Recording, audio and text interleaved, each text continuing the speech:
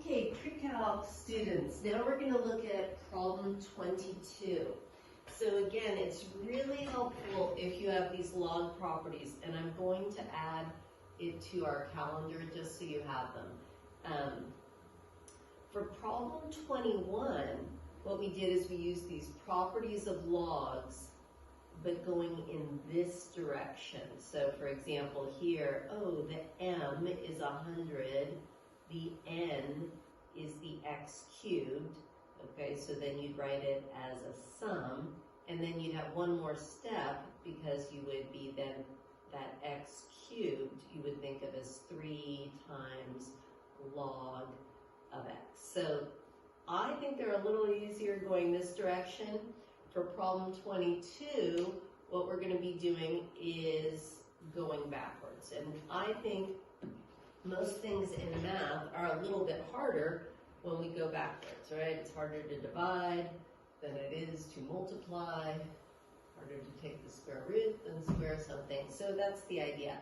So for problem 22a, I've got 1/2 log of x minus 3 times log of y plus log of 2. And we are supposed to rewrite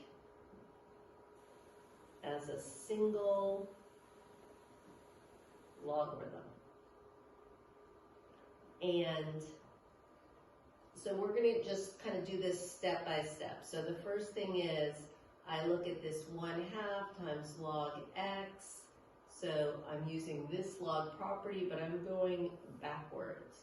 So I'm going to rewrite that as log of x to the 1/2, or it's the same thing as the square root of x, right? X to the 1/2 and the square root of x are the same thing, so you could write that either way. And then here, I'm going to write this 3 as an exponent, so that's going to be the log of y cubed, and then plus log of 2. And it doesn't really matter for this problem, but again, when log is written with no base, it does mean a base of 10, and we call that the common log. So now we're going to worry about that. The subtraction would be dividing, the adding would be equivalent to the multiplying. So this is all going to be natural log, or common log, which is like a log base 10. And so it's an x to the 1/2 divided by the y cubed, and then the plus means multiplied by 2. So I'd probably write this with the 2 in the front. So I'd say log 2x to the 1/2 over y cubed, or equally good, you could say log of 2 square root of x over y cubed.